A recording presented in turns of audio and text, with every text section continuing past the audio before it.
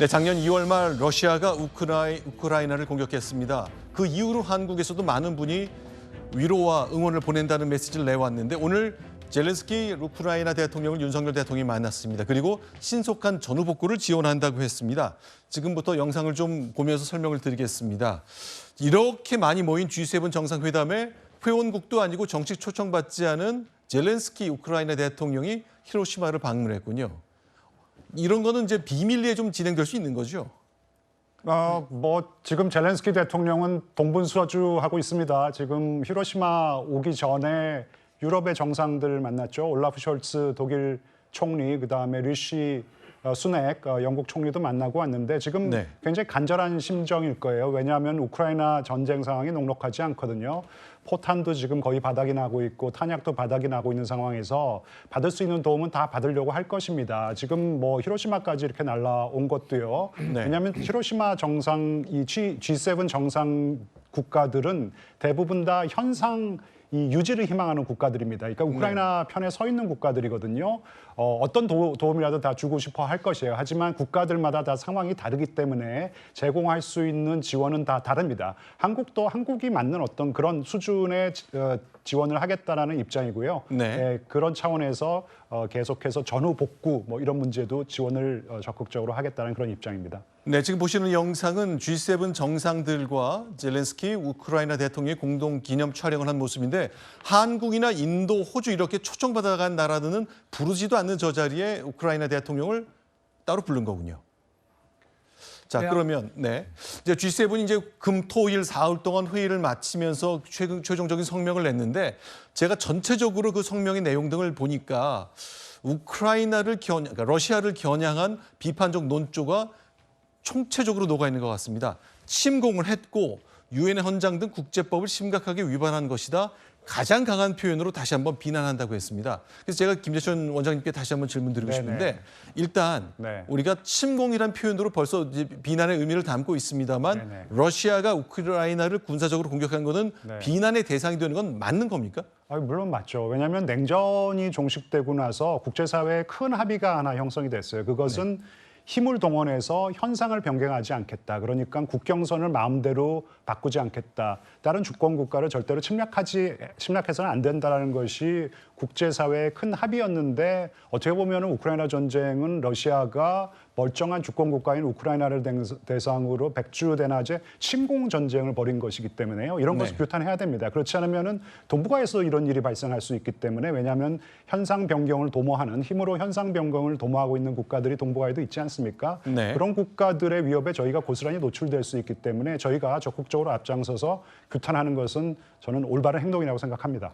네, 이게 국제정치학자시니까 현상 변경 말씀하셨습니다만 현재 상황을 힘으로 바꾸려는 시도에 대한 얘기를 지금 해주고 계신데요. 어제도 G7에서 나온 얘기를 보니까 러시아도 규탄했지만 러시아의 침공을 돕는 세력도 규탄한다는 취지의 성명도 같이 나오는 걸 제가 확인했습니다. 그래서 지금 이제 한국과 우크라이나 대통령의 정상회담이 있었습니다만 우크라이나는 우리한테 기대하는 것이 있잖아요. 좀 도와달라.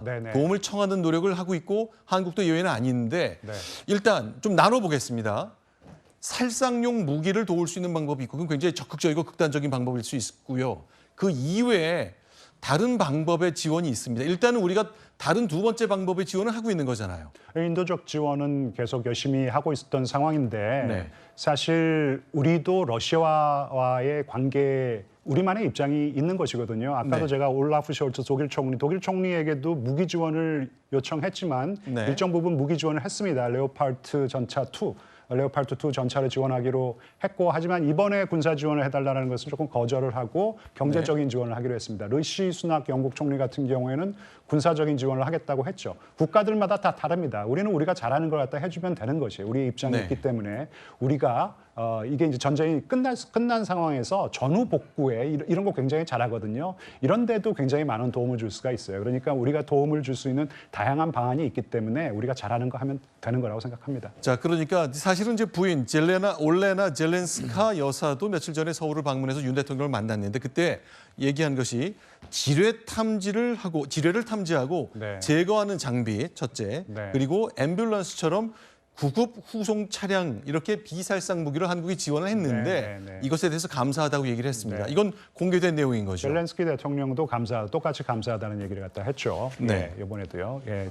뭐 저런 것도 한국이 잘하는 것이니까 뭐 계속해서 하면 되는 것인데 특히 이제 전쟁이 끝나고 난 다음에 복구 이런 거는 한국이 굉장히 잘하기 때문에 네. 그런 데에 대해서도 지원을 아끼지 않겠다 이런 말씀을 하셨죠, 대통령께서. 네, 저희가 오늘 정리한 것도 언젠가 전쟁은 끝날 것입니다. 그 방법이 무엇이든 그 경우 우크라이나는 재건에 나서야 될 거고 한국이 그 경우 적극적으로 돕겠다는 약속을 한 것을 저희가 소개해드린 바가 있습니다만 그동안 계속 논쟁이 됐던 것은 살상 무기가 필요하다. 네. 실제로 전쟁에 쓰일 무기를 좀 받았으면 좋겠다고 네.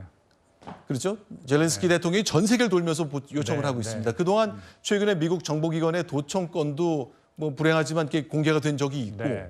그 보도가 나온 걸 보면은 우리한테 포탄을 좀 줬으면 하는 생각이 있긴 있는 것 같네요. 정부는 공식적으로 확인한 적은 없지만요. 남북적인 압력을 받고 있는 건 사실이죠. 네. 그리고 이제 그 내일 그 유럽의 두 정상, 네. 그 집행위원장과 그 다음에 이 상임위원장이 윤 대통령과 정상회담을 갖습니다. 네.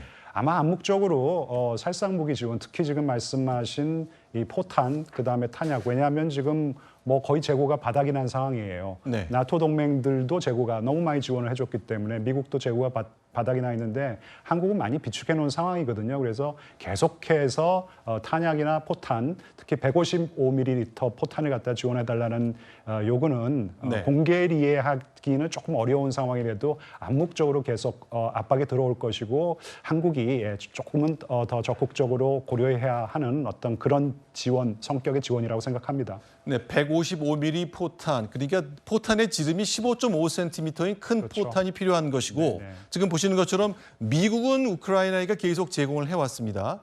그래서 미국이 탄약이 좀 부족해지니 한국이 좀 미국에게 줬으면 우크라이나한테 직접 주지는 않더라도 이런 보도가 나오고 있는데 우리 정부는 간접 확인한 적이 수출의 방식입니다. 없는 거죠. 확인한 적은 없는데 작년 11월 월스트리트저널 보도에 의하면은요 네. 한국이 지원을 했다고 미국 측에서 이렇게 확인을 갖다 해줬습니다. 그래서 이거는 사실 잘 몰라요. 지원이 왜냐하면 155ml 포탄 같은 경우에는 사용하고 난 다음에 그 탄피에서 네. 어느 나라의 그 포탄인지 알 수가 없거든요. 그래서 150ml의 포탄보다 155ml 포탄을 갖다가 저희가 제공한다면은 네. 제공할 수 있다라는 어떤 그런 의도를 밝힌 적이 있기 때문에 네. 이게 한국이 제공한 것인지 안 한 것인지는 사실 아무도 잘 모른다라는 정도로 제가 말씀을 드리겠습니다. 네, 지금 영상으로 저희가 준비한 거는 젤렌스키 부부가 전 세계를 만나고 다니고 있는데 그 과정에 진짜 식사라 그러면 좀 표현이 이상하겠습니다만 러시아의 전투를 응원하는 마음 때문이겠지만 각국 정상들이 다 만나주고 있거든요. 네, 심지어 이제 전투기를 지원하겠다는 뜻을 밝힌 나라도 있는데 이거는 저희로서는 굉장히 선을 넘는 듯한 행동으로 보입니다. 네. 러시아를 상대로 할 수 있는 전투기를 우리가 누구한테 준다는 건 우리는 상상도 할 수 없는 수준인 것 같은데 네덜란드는 그런 결정을 했다는 것 저희가 어제도 간단히 설명드린 바가 있죠. 네. 거기에 과연 네.